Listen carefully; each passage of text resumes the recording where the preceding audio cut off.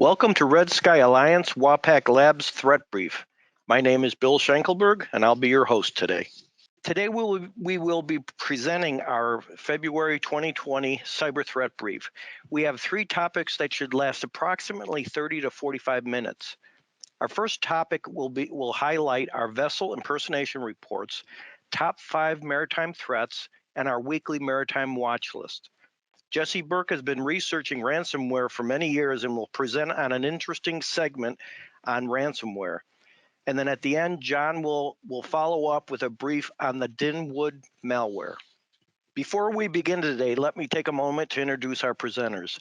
Of course, it's myself as the Managing Director here at Red Sky Alliance, and helping me today will be Matt Widener, who's one of our cyber engineers, followed by Jesse Burke, who is the Chief of our Special Operations, and then finally, John Sweeney, who's our IT Manager. So if it's just some housekeeping rules here, if anyone's watching in real time and has a question, please place it in the comments section to the right of your screen. Pamela will then read the questions at the end of the three sessions. If you're watching this brief as a recording, you can always ask questions directly to feedback@wapaclabs.com.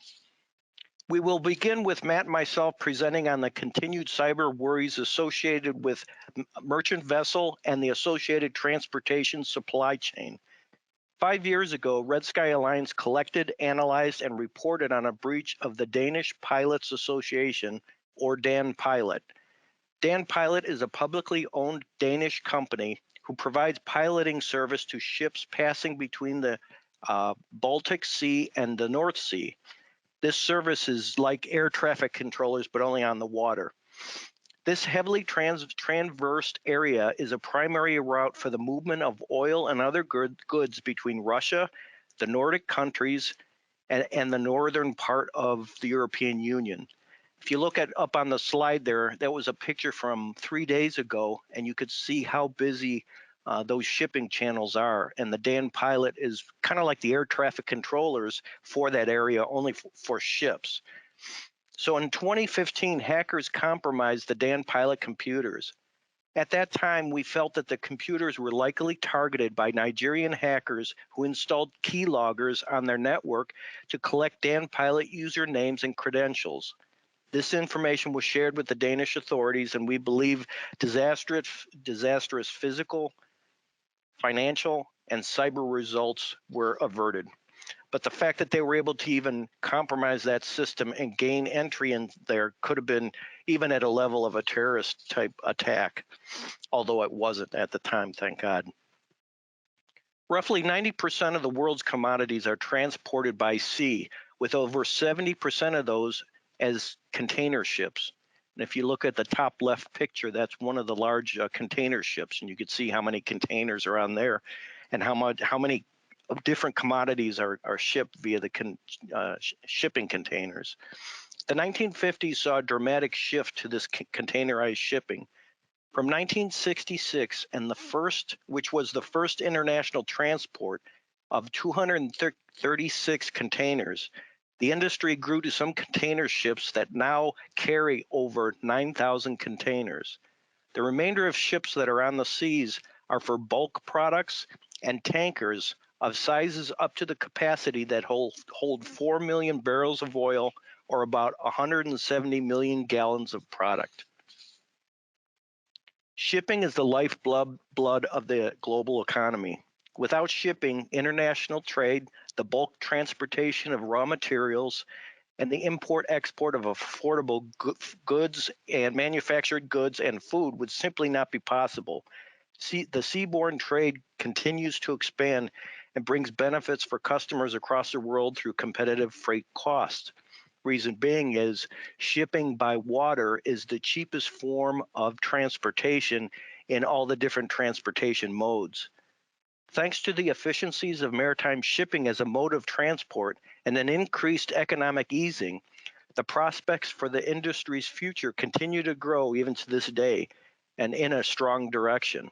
There are over 50,000 merchant ships trading internationally, transporting every type of cargo that you can think. The world fleet is registered in over 150 nations and manned by over 1 million sailors from virtually every nation on Earth. Ships are getting more and more technically sophisticated, and vessels are now have a high value close to $200 million each to build. That's the current cost. And the operation of merchant ships generates an estimated annual income of over $500 billion US in freight rates.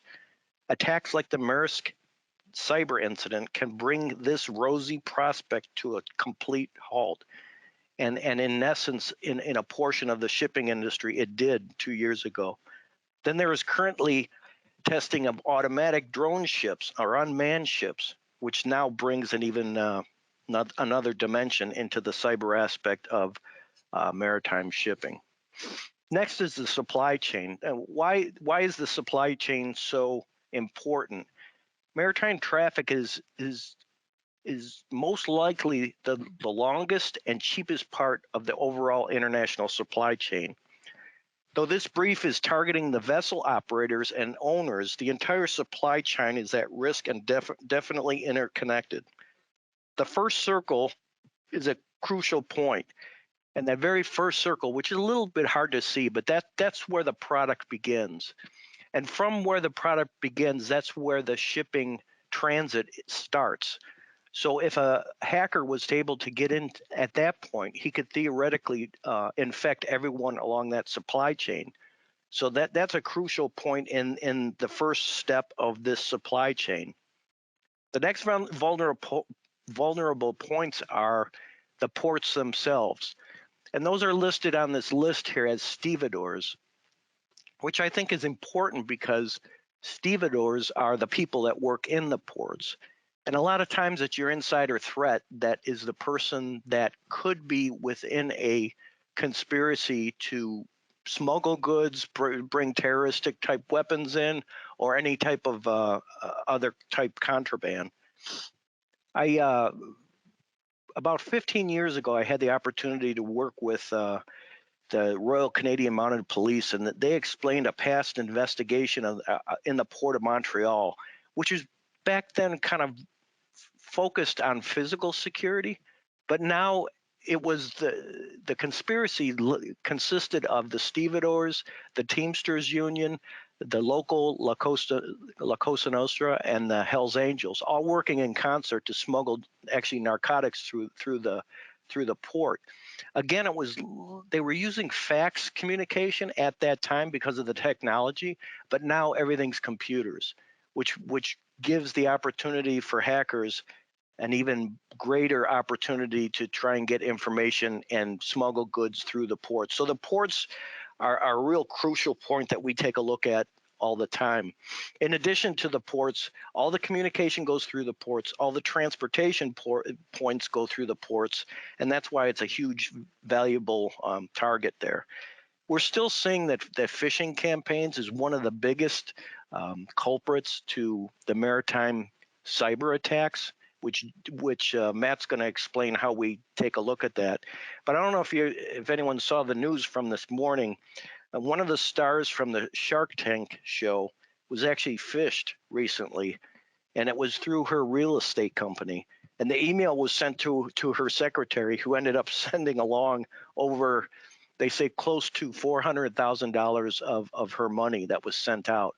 And it was all through a relatively simple phishing attack, which is what we see all the time in the maritime industry. Okay, now that you know about the importance of the maritime portion of the supply chain, let's look at how Red Sky Alliance helps support cybersecurity awareness for our maritime industry friends. Each week, we provide a vessel impersonation report, the top 5 indicators, and the maritime watch list. And we provide that to our friends and colleagues in the maritime industry. And the final one is what we call the Maritime Watchlist, which is a CSV of all those indicators that we have collected from the past week. So where can you find these reports? We publish these reports each week in PDF form and place them on our redskyalliance.org portal under the transportation drop-down link. Additionally, we share our weekly products with our friends and colleagues over in the UK with a group called Dryad Global. Dryad provides excellent maritime intelligence to their clients, and we support the cybersecurity awareness to Dryad for their clients over in the UK and in the European Union.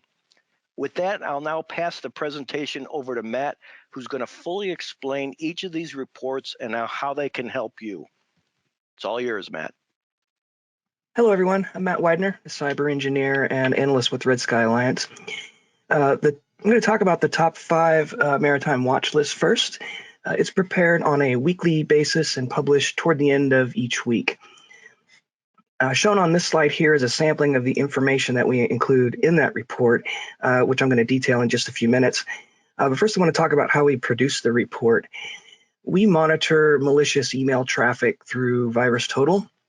And from those emails, we extract the information in these tables.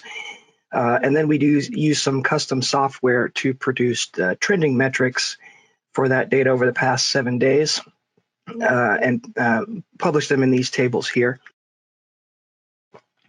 So starting in the top left, you'll see we have the top 5 malicious maritime email senders. So these are the email addresses that we see the majority of the phishing traffic from over the past 7 days, along with the malware variants that are being sent out by those senders.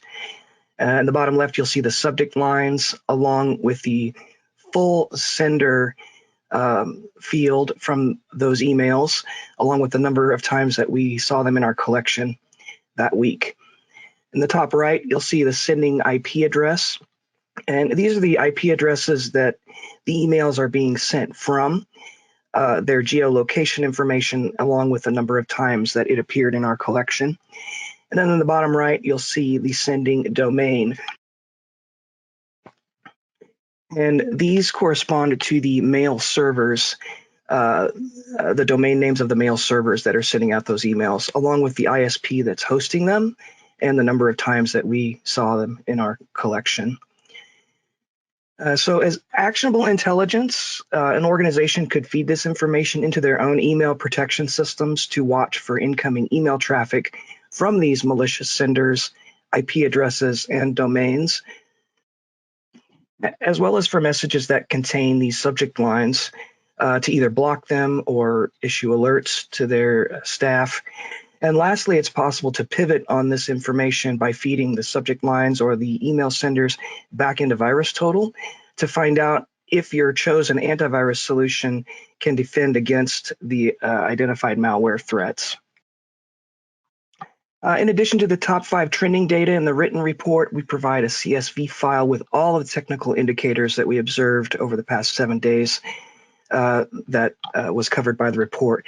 So here in this example, you'll see we include the first seen date, which indicates the first time that an indicator was seen in our collection.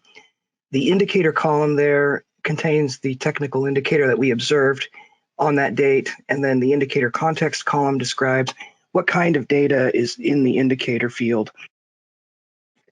For example, in this slide, we see indicator context of sender domain and sender email. And those types of indicators correspond to the mail server domain and the email address that the email was sent from, and that's extracted from the from field. Other indicator types that we provide in the watch list are the sender field, and this is the sender's email address, including the long form name that's associated with that address that was included in the email. The sending domain, which is the domain from the emails from field. The sending domain, which is the domain of the mail server from which the email was sent, and that's derived from the received header chain in the email headers. The sending IP, which is the IP of the email server from which the email was sent, and that's also derived from the received header chain. The subject lines, and those are the subject lines that are used in the malicious email to try to get the user to open it. And all of these indicators can be used to, again, either alert cybersecurity staff or block incoming emails that have a high probability of delivering malware. Moving on to the vessel impersonation report.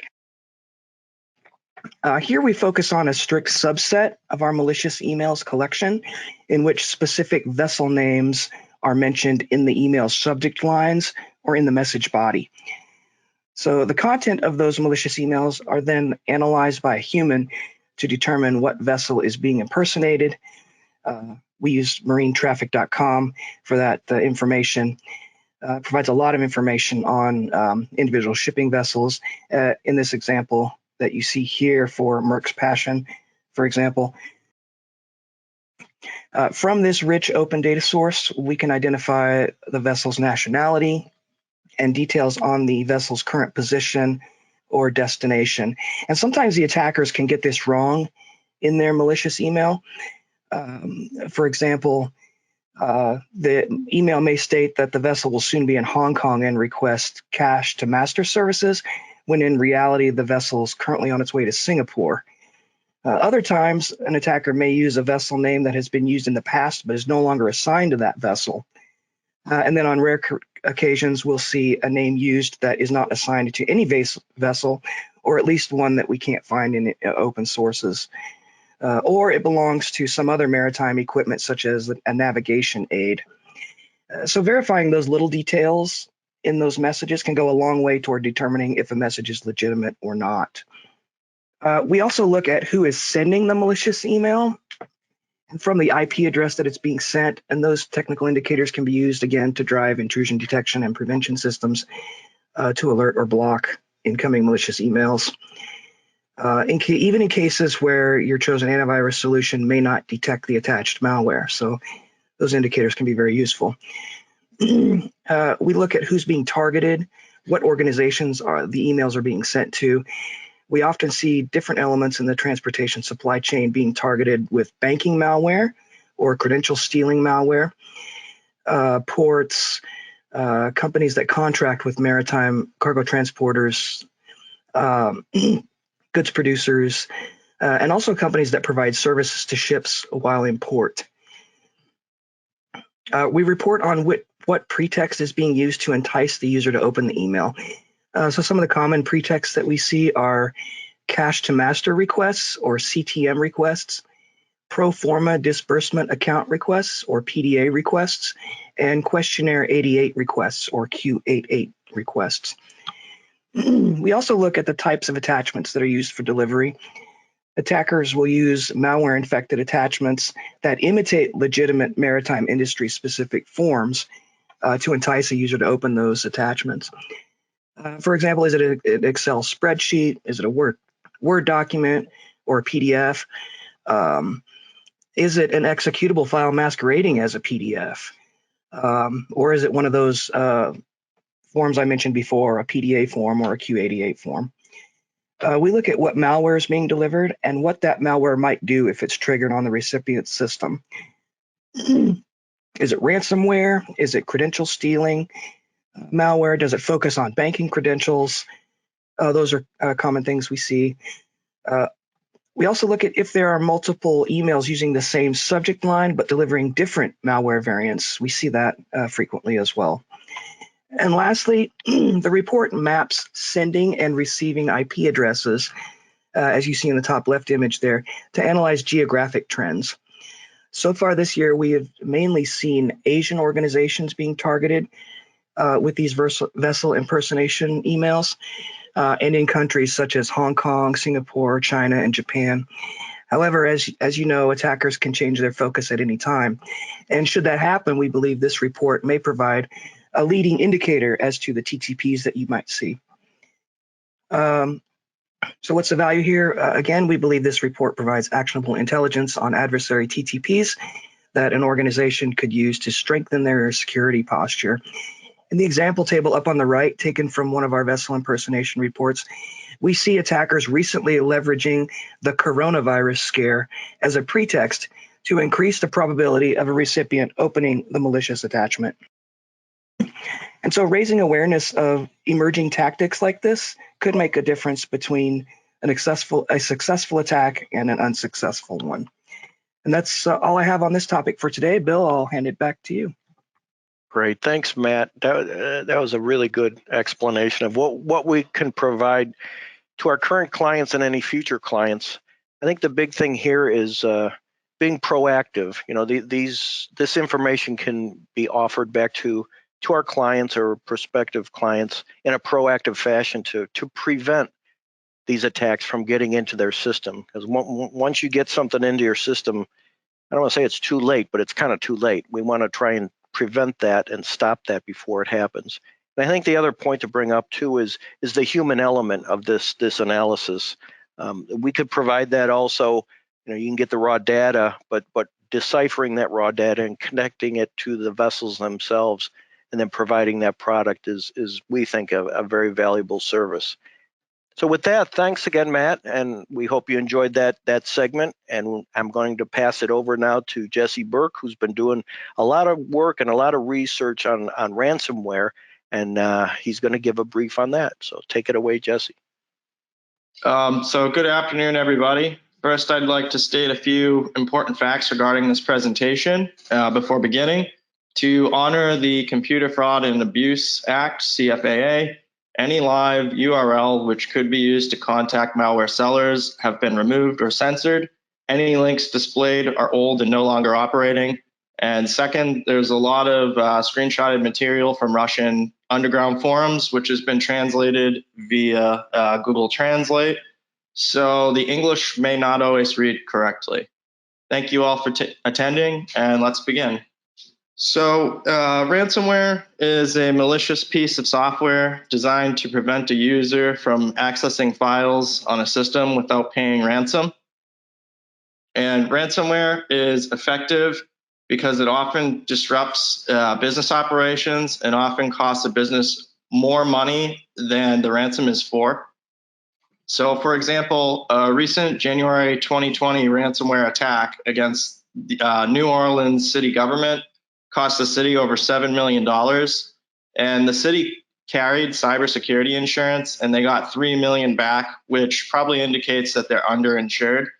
The attack was carried out by the Ryuk ransomware group, whom on average request over $200,000 for an entire organization payout, which is reportedly $100,000 more than most other groups. These are statistics from 2019. We'll get into later on 2020 and why it's increasing. Ransomware payouts are predicted to double, as I stated, and this is due to Ryuk, Soda Nikobi, or Nokibi, also known as R-Evil in English. I prefer that pronunciation. And then Maze's high payout success throughout 2019. So in 2020, we're definitely going to see $200,000 plus is going to become the new norm. So first up is source code leaks in the underground forums. And while Hidden Tier and EDA2 remain two of the most popular leaked ransomware to base new ransomware off of, there have been several other notable source code leaks in the underground. The following forum post displays from a novice forum. It includes 10 ransomware source codes, and those are Shell Locker, Screen Locker, NX Ransomware, which is an ASP panel source, Hidden Tier, My Little Ransomware, which is an example of RSA private and public key based, Jigsaw Ransomware, EDA2, Crypto Locker, Android Locker, and Atom and Shark ransomware as a service. So with that source code, one could start their own ransomware as a service platform, and we'll actually take a look at that in a little bit. So source code leaks also happen on GitHub. In August 2015, Utku Sen published the source code of Hidden Tier to GitHub as a quote-unquote educational ransomware. Sen also released the AES-based EDA2 ransomware.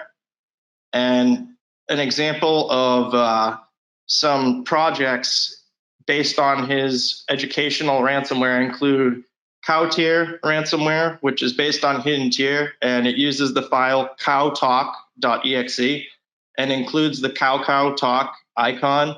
to disguise its malicious nature. KakaoTalk is a widely used messaging app in South Korea with 49.1 million active users. Another example is PogoTier. It's a similar ransomware based on Hidden Tier, but capitalized on the success of the video game Pokemon Go, with its file name being PokemonGo.exe. And another more popular ransomware based on EDA2 was F Society, which utilizes themes based on the popular TV show Mr. Robot. Aside from pop culture references and the use of Utku Sen's educational ransomware codebase, CowTier, PogoTier, and F Society have other similarities. They all target almost all the same file types to encrypt, and that's text, doc, docx, XLS, XLSX, PowerPoint, PowerPointX, ODT, JPEG, PNG, CSV, SQL, MDB, HWP, PDF, PHP, ASP, ASPX, HTML, XML, and PSD. And all three malwares also search for SQL and MDB files, which are associated with databases. The creation of open source ransomware for educational purposes has raised security concerns that call for a stricter measure in knowledge sharing. In the case of Hidden Tier and EDA2, the cyber criminals use the public source code as a baseline and modified to pursue their own interests. Another educational ransomware is called ShinoLocker, and it's detected as ransom_shinolock.a. Aside from file encryption, it can also uninstall itself and restore files that it has encrypted. And the developer created it for simulation purposes, but we'll see a lot of underground projects come out based on it. Discord is also a place of source code leaks. An actor operating in advanced and novice English and Russian forums has also started a Discord. In the Discord, the actor known as Nosophoros links a Shopee.gg account selling ransomware for users to purchase. Shopee.gg and Discord are more novice hacker means of communication versus private forums in Jabber or IRC. But this individual operates in both novice and advanced forums. Nosophoros sells Jigsaw 2, Hard Disk Killer, a private banking Trojan in both source code or compiled, private ransomware, but only the builder, SamSam source code and compiled, Petya Green, Red, and GoldenEye, all source or compiled, the Petya builder, and Silver Cryptor, fully obfuscated utility. Nosophoros, is also the author of Thanos ransomware and sometimes goes by Thanos. On Discord, he goes by that. So this actor seems like they may be APT affiliated and attempting to spread ransomware source code in the underground versus profit. There doesn't really seem to be much of a financial motive for them. But there's also the possibility that they're a member of the Janus group, whom ran Petya. Sometimes after groups retire, they'll leak their own source code. And the actor is fluent in Russian and operates in more advanced Russian forums, yet he chooses to sell to English novices over Discord and hack forums and other novice forums. So generally, Russian advanced actors do not work with English actors at all. And we'll highlight that later in the ransomware affiliate program slides. YouTube, surprisingly, is another place for source code leaks. Going on YouTube and searching just ransomware builder yields a variety of results with both GitHub and mega upload links to obtain ransomware. Often when malware has been pre-compiled and released for free as a builder, it's backdoored by a more advanced hacker. However, some of the GitHub links contain non-backdoored source code, which could be compiled following a YouTube tutorial as a means of a novice hacker's entry into ransomware, or backdooring and tricking other hackers for free.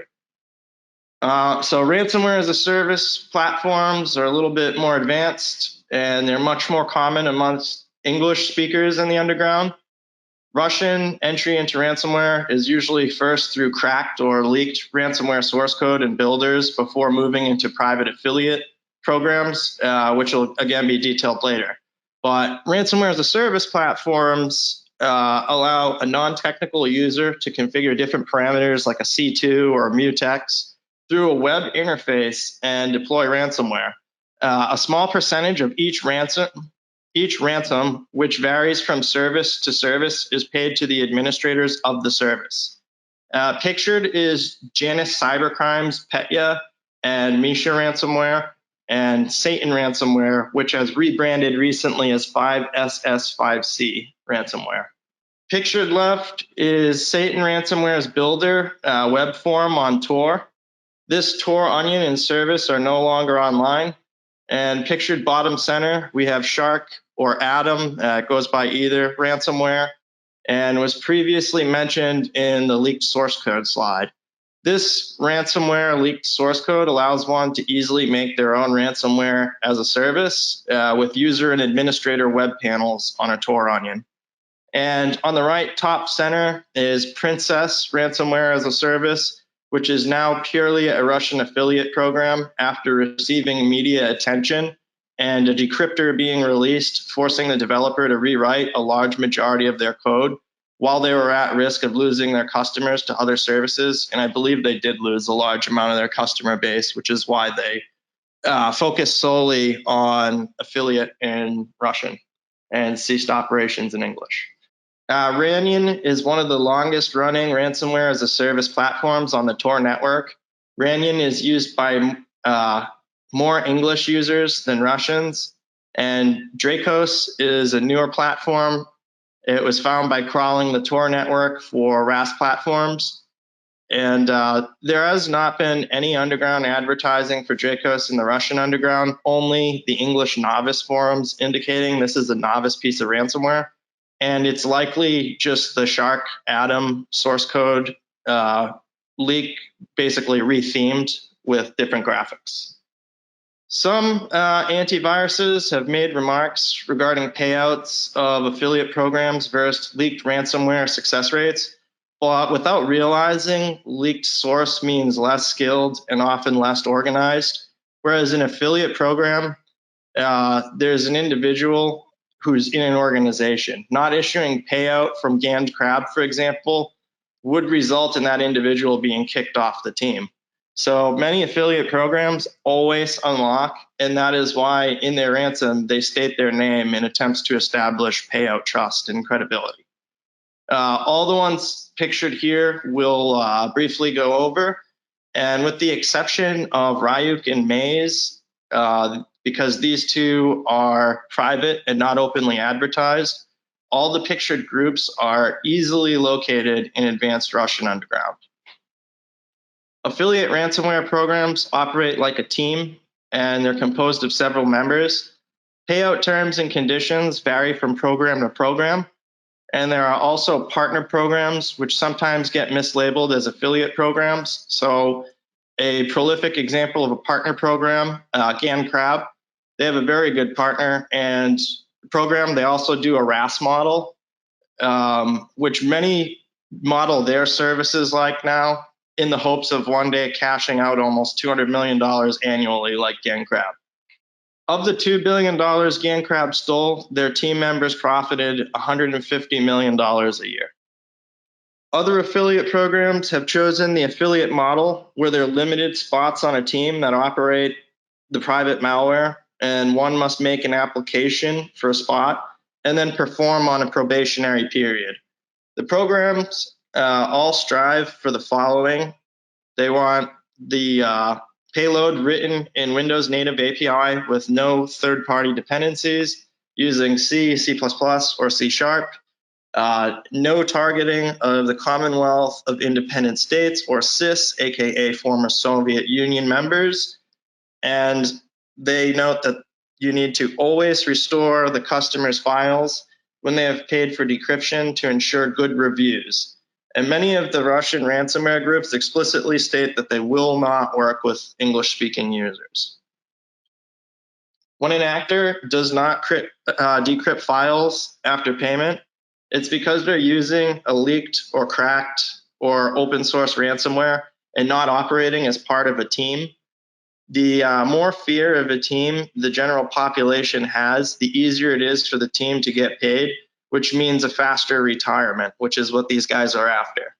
Red Sky Alliance believes we will soon see copycat attacks from novice English speakers with typo-squatted emails and open source ransomware pretending to be well-known groups, as we've seen in the past with DDoS for Bitcoin or DD4BC imposters. Occasionally, a well-known group will become bitter with companies refusing payout. May's team is one example who has leaked several victim companies' internal documents decrypted because they refused to pay. Pictured are Rapid and Sodino Kibi, or R-Evil. User UNK, or UNKN, excuse me, posted victim data in a similar fashion to Maze to several Russian forums. Upon Google searching victims, Red Sky Alliance analysts uncovered breach statements and news stories revealing UNKN's program to be Sodino Kibi, or R-Evil. Sodino Kibi states the average buyback for the network is currently $150,000 US. Buran and Nemty are two increasingly popular ransomware affiliate programs. Buran's offline locker can be used on compromised air-gapped networks, and that's making it increasingly popular. And also some of the other more popular programs are now starting to implement that feature. Nemty was asked about a news story regarding Maze and Sodino Kibi, and now Nemty leaking victim data. Nemty states that it was an issue with a team member and that it's not their intended strategy. So apparently one of their team members went ahead and leaked some data and obviously is no longer on the team. So this is really interesting. This guy who goes, or I shouldn't say guy, but this hacker who goes by the alias Bullet Tooth Tony runs a very novice-friendly program in the Russian underground.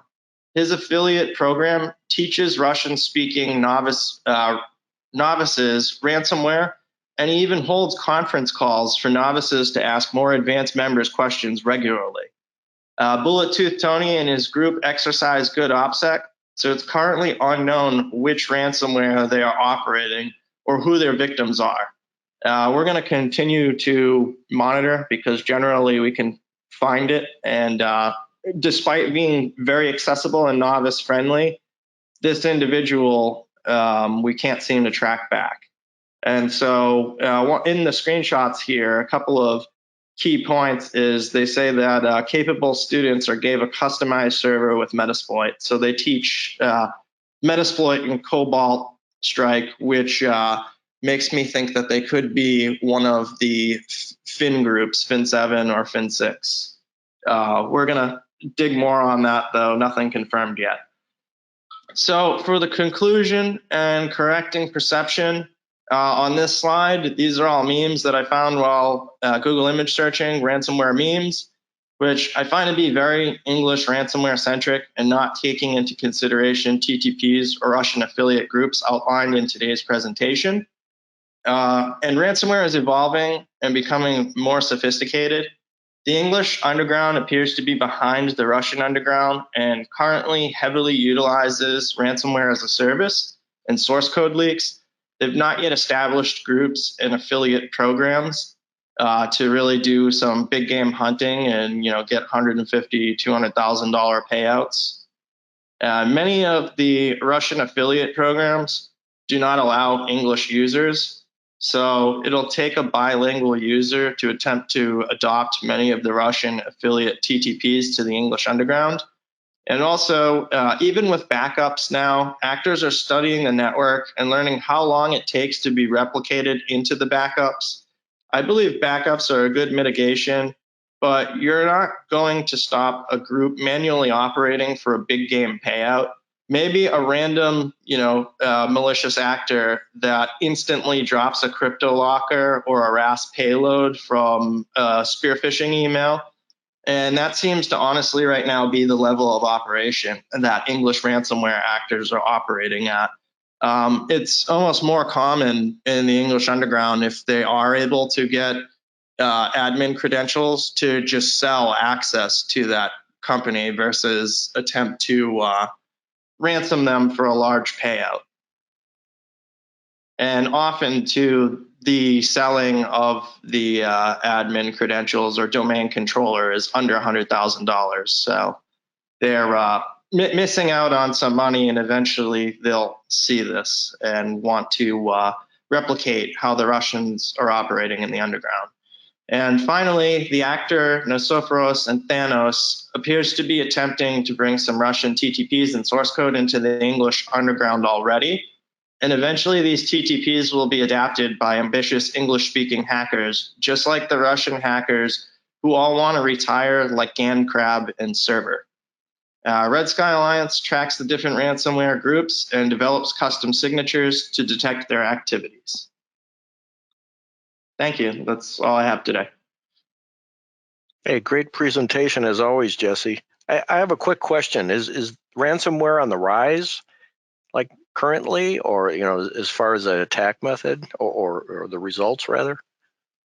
Oh yeah, I would say ransomware is definitely on the rise right now. It's probably the most popular method of monetization in advanced Russian underground, and it's not going anywhere. And they just continue to create these affiliate teams, like I said, in the hopes of making $1 million and retiring to a beach in Goa, which that's where all the Russians vacation, if you didn't know. Huh. Interesting. Hey, John, in our office here, he had a quick question that came up kind of relevant to exactly what you're talking about. So, John, what was that? Yeah, hey, so we just got a quick question from the audience, just looking to clarify what you mentioned about the CFAA and not showing IPs and URLs. Can you just clarify what, I may have missed something there, but can you just clarify that for the audience? Yep, so we just, if you saw any screenshots with a black box over the address bar, we did that so that we weren't giving away, where to go get this stuff. But at the same time, we wanted to give a tour of the underground. And so that's what we did there with the CFAA. Okay. All right, great. All right, our last presenter is John Sweeney, who's our IT manager, and he's going to give a talk on the Dinwod Malware. It's all yours, John. Thank you, Bill. Good afternoon, everyone. I'm Jonathan Sweeney, the IT manager with Red Sky Alliance. So today, as Bill said, we'll be talking about Dinwod Malware, which, as I was doing research here, we found a lot of AV engines, especially ones that rely on heuristics, were associating this malware with the 2001 NIMDA worm. I can see where some of the similarities are, but today we'll just kind of clarify that a little bit. So we'll get started here. Dinwod malware is a polymorphic dropper, first observed around 2006. The malware copies modified versions of itself into the root directory, typically the C drive on the Windows machines. This malware also has the ability to escalate privileges and search for RDP, or remote desktop protocol activity. Although it was first spotted over a decade ago, the PE timestamps for 98% of the samples analyzed had a PE timestamp of January 2015, so about a 9-year gap there. In the slide here, you can see the C drive on a victim machine. So that picture is a list of the child processes from the initial executable that was launched, and it basically just fills up the root drive there. The packaging and overlay from this malware made static analysis a little bit more difficult. The child processes, as they're generated, actually grow in size over time. They grew from approximately between 45 kilobytes to approximately 1.5 megabytes in the 40 minutes that the malware ran. Those child processes also open and query through different Windows registries for functionality of different programs on the victim's device. Specifically, the malware checks for a FIPS algorithm policy registry and also checks the terminal server registry for RDP functionality. The malware assigns special privileges to the account Some of the privileges modified by the malware are the ability to take ownership, load drivers, backup privileges, restore and debug, as well as audit privileges and more.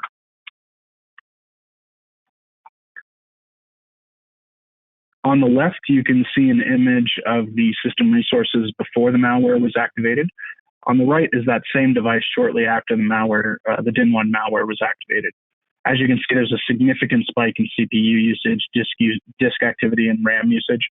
As you can see, the CPU usage spikes to 100%, and that's as soon as the malware is activated, and it maintains that level of CPU usage until the hard drive crashes.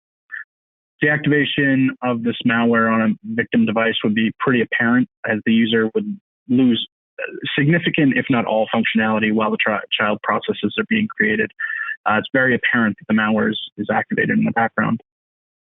Regarding the network activity seen above, there was no direct reach out to a C2 that was observed, but the file does make an sort of abnormal ARP request.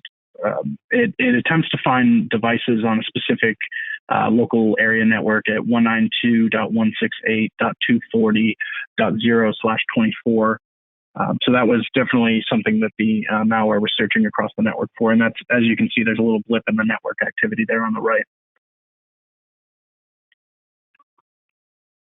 To prevent the activation of this malware, we recommend standard email filtering, as there are samples of Dinwod being spread via email, just as the NIMDA worm was previously. We also recommend segmenting shared network drives as often as possible to prevent the spread of malware. One interesting note that we had in the malware was that the malware didn't spread across partitions on the hard drive, so it stuck to that one root folder in the C drive there. So there are YAR signatures for the malware available, but really preventing users from activating any unknown executables is likely the most effective method. Red Sky Alliance does have samples in CSV form, which can then be imported into traditional network equipment to prevent future infections. Some antivirus vendors recommend removing the child processes. However, when we were doing the analysis, it's unlikely that this malware could be manually removed this way. The child processes are just generated too quickly to properly remove all malware. Re-imaging may be necessary on the victim devices to remediate the device. And that's all we've got for Dinwod malware today. Nice short brief. So, Bill, I'll pass it back to you. All right. Thanks, John. Dinwod malware. Good job. That was really informative. And I appreciate you and Jesse and Matt for all our briefs here today. Just as a reminder, we're recording this whole session, so if need be, Pamela will post that later on, the link to the recording. And if there are any questions, Pamela, it's your turn. Okay, yes, we have a few here.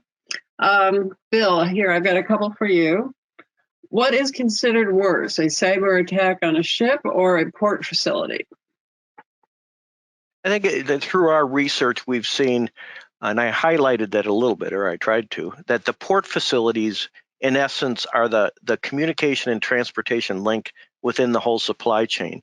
So if you were able to get into a port network, you could possibly go laterally from there into the customs, that country's customs, their custom brokerage firms, the rail, transportation, trucking industry, as well as back to the potential original manufacturer of the product. It's kind of a central point, like an operator for, like a telephone operator would be the central point for communication and or travel. So we think that that's probably the biggest threat in the supply chain. But in essence, anywhere along the supply chain that someone could get in is not good, and why you need to protect yourselves at all points of the supply chain. Okay, I've got it. Thank you. The second question is, are there any unmanned vessels yet? There are prototypes out, or research type unmanned vessels at a smaller scale. Rolls-Royce is probably one of the leaders that we found that is looking into that research, and sometime this year they're going to have an operational test prototype unmanned vessel. The Norwegians and the Germans are also doing that type of research, and I know that the the one German company who I can't think of the company off the top of my head, but they're developing an unmanned tug vessel for port operations, which is kind of interesting there. So to answer your question, it's right around the corner with that technology for the unmanned, ocean-going type vessels. Excellent. Any more questions for Bill? Okay. Jesse, I've got a question here for you. Should one pay ransomware? So it depends. If the ransom is from, say, Maze Group, you likely know that if you don't, your internal data is going to be leaked. And other groups have also followed this, like CIB. So if it's apparent that it's from a reputable affiliate group and you're worried about your internal data getting out and your PII, then you may want to pay the ransom. But on the other hand, if you're not worried about that and you have backups, and you can confidently say that they have not replicated into your backups, then no, you shouldn't pay. And also, it's kind of iffy if you should pay or not if you're getting contacted by somebody utilizing a ransomware as a service platform, because it's more novice and more accessible. And it's really 50-50 if you're actually going to get the unlock key or not. Unless, again, it's a well-known service and is automated in such a way, like, say, Satan ransomware, where you pay the ransom, 20% goes to the ransomware as a service, and the service automatically, sends the victim the key. As long as there's no novice manual interaction on the ransom side of things, then it would be safe too. But again, when it's coming from a RAS, it's very unlikely that they're going to leak your internal documents because they're using a more novice service versus being a part of an affiliate group or having custom ransomware. So again, it really depends on the situation, but if they've replicated in your backups or you don't have any, then yeah, you usually do want to. And cybersecurity insurance policies cover, these kinds of things. So something that I think that companies should definitely have. And if they don't have backups or a cybersecurity insurance policy, they better have Bitcoins. Okay. Thank you, Jesse. John, does the malware spread across hard drive partitions? So I was unable to find any evidence that the malware spreads across hard drive partitions, and even creating a separate drive there. And I noticed that even to the point where it was about to crash, it didn't seem to affect that other drive. So I didn't see any evidence of that.